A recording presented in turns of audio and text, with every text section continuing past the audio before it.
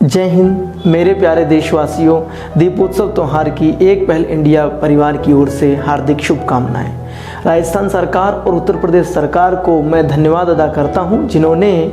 निःशुल्क आईएएस और आरएएस की कक्षाओं के प्रसारण की सरकारी विद्यालयों, आवासीय विद्यालयों, महाविद्यालयों और विश्वविद्यालयों में प्रसारण की अनुमति प्रदान की है।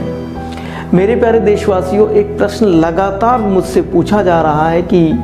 यह कोचिंग व्यवस्था निःशुल्क क्यों की जा रही है, जबकि आप देख रहे हैं भारत के शहरों और मेट्रो सिटीज़ में कोचिंग के नाम पर लाखों रुपया फीस ली जाती है। लेकिन एक तरफ एक पहल इंडिया पूरे देश में कोचिंग व्यवस्था को निःशुल्क करने की ओर प्रयासरत है, जिसमें हम लोग अभी तक सफल हुए हैं। कारण क्या है? देखिए, हम लोग जानबूझ करके अनदेखे जैसा व्यवहार कर रहे हैं। भारत देश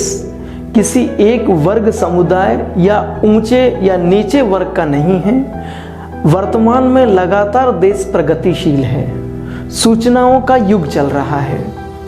इस सब के बीच में आपको थोड़ा सा आपका ध्यान उस ओर ले जाना चाह रहा हूं, जहां से आप पाएंगे कि हमारे देश में हम सब लोग पढ़ने लिखने और शिक्षित होने के बावजूद जब आप अपने रोजगार को चिन्हित करते हैं तो उन सारी चीज़ों को अनदेखा करने लगते हैं और पूरी तरीके से अपने ऊपर और अपने जीवन के नए नए आयामों के ऊपर अपना जीवन व्यतीत करने लगते हैं। मैं जैसा सोचता हूँ, मेरा सोचना यह है कि मेरे देश में एक तबका बहुत पीछे पिछड़ता जा रहा है,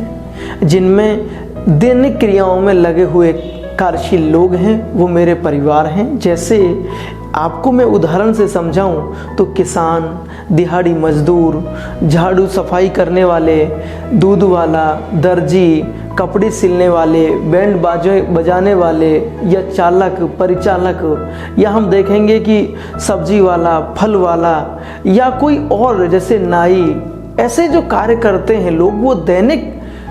रूप में जीवन जीते हैं। प्रतिदिन उनकी आय आप देखेंगे लगभग अधिकतम 400 रुपये से 600 रुपये के मध्य ही होती है और बेहद कठिन मेहनत करने के बाद प्राप्त होती है, और ये भी स्थायी नहीं होती है। ये सब लोग जब दैनिक कार्य करते हैं तो अगर इनकी आय हम मासिक रूप से देखें तो लगभग कार्य किए गए दिनों और बिना कार्य किए गए दिनों को जोड़ेंगे तो आप पाएंगे कि ये लगभग 8,000 से 12,000 के मध्य ये मासिक आय प्राप्त करते हैं। समझ रहे हैं ना कितना कठिन होगा यह सब। और जब हम साल भर का आकलन करेंगे तो इनकी आय लगभग 12,000 गुणा 12 महीने भी कर लूँ तो 1,44,000 रुपया आता है। सुनने में ये बहुत ठीक लग रहा है, लेकिन आप देखेंगे इतनी मेहनत करने के बाद एक पिता, एक व्यक्ति, उसके घर में हम बच्चों की संख्या लगाएं तो लगभग 4, कम से कम और अधिकतम भारत में 6 बच्चों तक भी पाए जाते हैं। 4, 5 या 6 बच्चों को पालन पोषण करना, उनको समय पर भोजन की व्यवस्था उपलब्ध कराना, कपड़ों की व्यवस्था उपलब्ध कराना, शिक्षा उपलब्ध कराना और चिकित्सा व्यवस्था का भी ध्यान रखना भारतीय पिता के लिए कितना कठिन हो सकता है। इस बीच आप देखेंगे जैसे ही बच्चे बड़े होते हैं तो एक पिता सपना देखता है कि मैं जो नहीं कर पाया वो मेरी संतानें करेंगी, और एक बेहतर जीवन की ओर अपनी पीढ़ियों को, अपने पदचिन्हों को वो भेजना चाहता है, ताकि उसके जाने के बाद भी और जाने के पहले लोग याद करें कि वो जो नहीं कर पाया उनकी संतानों ने अच्छा किया। अभी आप देख रहे हैं कि 1,44,000 के बाद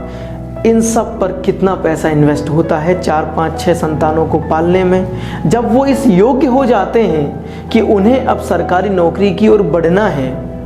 तो फिर संघर्ष शुरू होता है, क्योंकि उन्हें एक ज़रूरत पड़ती है कोचिंग व्यवस्था की।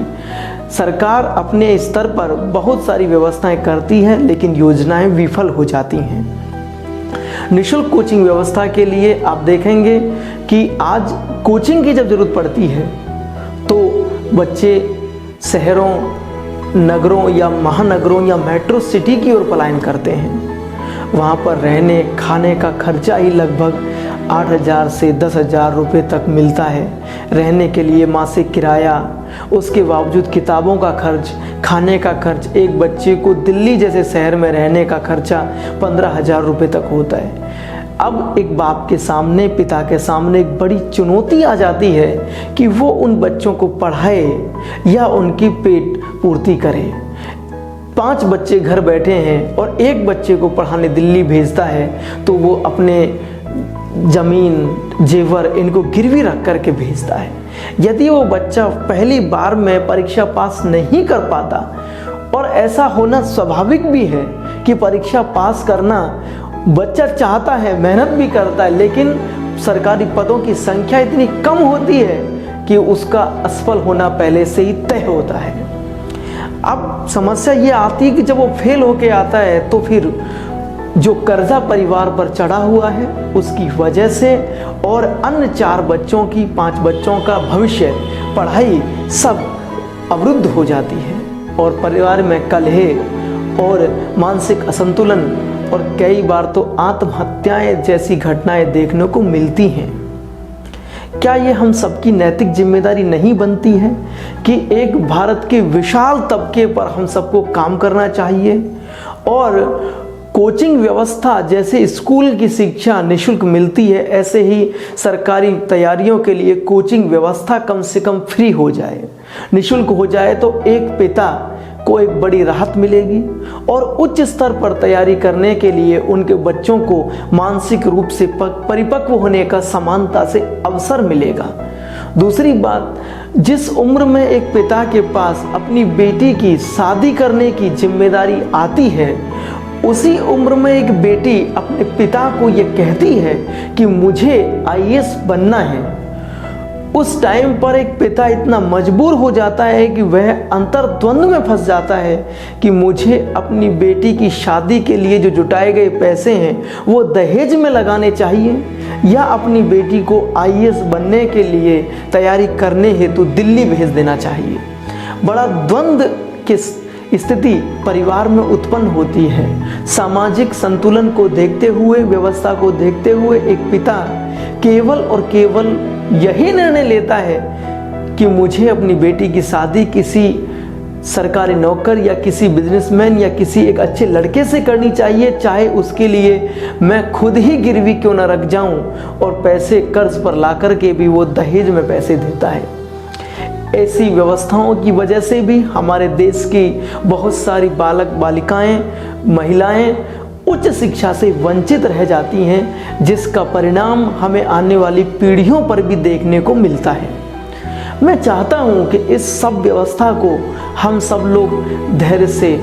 इस पर जितना हम काम कर रहे हैं उस पर यदि आप डोनेशन नहीं कर पाते हैं तो कम से कम एक पहल इंडिया कार्यक्रम का प्रमोशन तो करें, ताकि हो सकता है कि गांव-गांव तक इस कार्यक्रम को हम लोग सफल बना दें, ताकि उन बच्चों के, उन दूध वाले, सफाई वाले, दर्जी, मोची, किसान, बढ़ई या फिर और दैनिक कार्यों में लगे हुए परिवारों के सपने पूरे हो सकें। उनके परिवारों का खेत जो बिक रहे हैं वो बच सकें,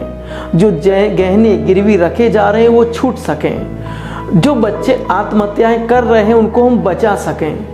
और जो पिता ऐसी द्वंद्व में जीवन जी रहे हैं और बड़ी पीड़ाओं में, चिंताओं में जीवन जी रहे हैं, उन्हें हम बाहर ला सकें, उनका सहारा बन सकें। इस दिवाली पर हम लोग संकल्प लें। और एक बहुत बेहतर बात मैं बताऊंगा, इन सब कार्यों में या प्राथमिक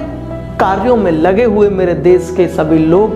बड़े सच्चे और ईमानदार लोग होते हैं। इतने द्वंद्व के बावजूद भी वो बेईमानी नहीं करते हैं, वो चोरी नहीं करते हैं, वो भ्रष्टाचार में लिप्त नहीं रहते हैं, वो देश से धोखा नहीं करते हैं, क्योंकि वो सच्चे राष्ट्रभक्त हैं। उनको सलाम है। और मैं और मेरी पूरी टीम और एक पहल इंडिया जितना उनके लिए सहयोग और साथ दे पाएगा, हम लोग जी जान से करेंगे। इन्हीं शब्दों के साथ मैं कहता हूं कि वास्तविकता में निःशुल्क IAS और RAS की कोचिंग की इन्हीं कारणों से ज़रूरत है। आपको यदि ये उद्देश्य सही लगता है, आप लोग हमारा सहयोग करें और एक पहल इंडिया को राज्य नहीं राष्ट्रीय स्तर पर सफल बनाने में हमारा सहयोग कर इसे घर घर तक सफल बनाने में आशीर्वाद प्रदान करें। जय हिंद, जय भारत।